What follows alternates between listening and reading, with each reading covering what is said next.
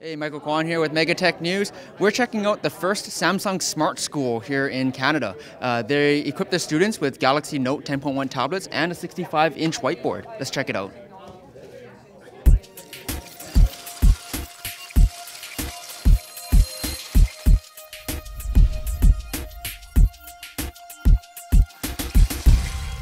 Education is a key area of focus for us, and really the ultimate focal point is the student and the teacher. So it's not so much the technology as an enabler.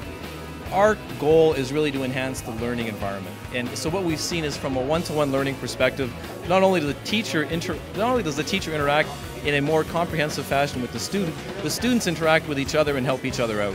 So Riverside's been a lead school in the area of technology for probably the last 8 years or so. And part of the reason we can do that is that we build our professional development around the use of technology in our school.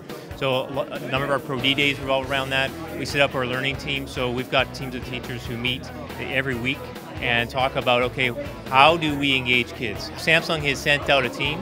They worked with us right from the start with just an overview of how the solution works, and then building in that sit-down time to say, okay, here's how we do this, here's how we do that.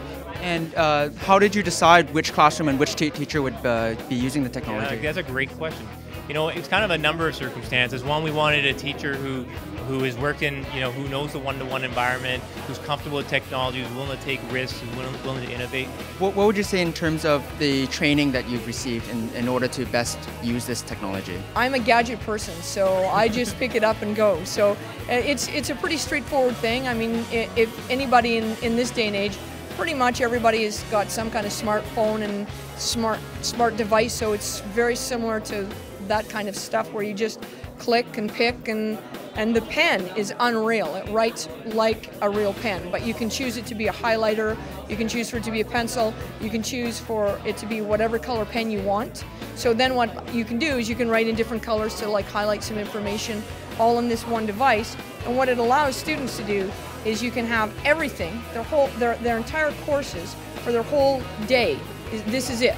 They'll be on their way to a soccer game, their mom or dad's driving them, or a hockey game or something. They'll grab their device and they can do 2 or 3 questions in the car on the way because they know everything is here. When I'm stuck at home, I get to ask my friends how to do this question, what to do, and it's making the class more fun.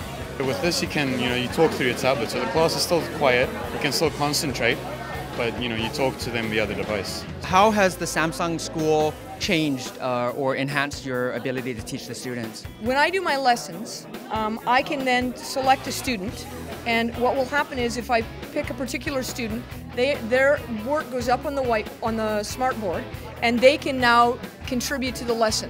So what they can do is right at their seat, they can write part of the lesson and help me do a problem. Also, when I'm working on this, I can see what every student has on their screen, which increases their accountability because I know are they on the lesson, are they on task, or are they off task.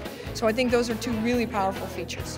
What would you say to the district administrators that are worried about budget and about cost of providing 35 tablets to a classroom? Parents might buy smartphones for their students. They may wish to buy tablets for their students. So can we look at a mixed environment in which the school, maybe for financial constraint reasons, can afford a certain number of tablets or a certain amount of equipment? Maybe the parents can acquire tablets as well, because the interesting piece is typically today in a piecemeal technology deployment, the equipment is always owned by the school. And so the student comes into the classroom, uses the tablet or uses the laptop, leaves it in the classroom. Outside of the classroom, learning might diminish. So the ultimate intent is you want the student to bring the tablet with them at home at night and to learn in that environment as well, because learning happens throughout the day, not necessarily in the classroom. Given your experience with the Samsung Smart Classroom thus far, where do you think education and classrooms are going to go into the future? My hope is that we see this one-to-one environment really happen right across the board in every classroom. So that would be my dream for the school, is to see that we're one-to-one right around the building, and that we've got a solution like Samsung that's in place to be able to allow us to manage that infrastructure and support the learning for kids. What do you anticipate in terms of having this roll out clear across Canada to every high school? But we actually have a second pilot which just got started. It's just underway with an elementary school in Devon, Alberta, just south of Edmonton. So what we want to do is we want to have a few pilot projects underway in various geographic areas across the country, and then to invite other schools and districts just to come in and see what the learning environment is like, how the learning environment has changed, and to raise a level of awareness. At that point, it's really based upon the school, the district, their budgets, their philosophy towards digital learning, and we'll see where the project takes us. So that wraps up our time here at the Samsung Smart School. Students can no longer say that the dog ate their homework. It's up in the cloud and it's in their tablets. Thanks for tuning in, and we'll check you out next time. Michael, pay attention. Yes, Miss Nordheimer.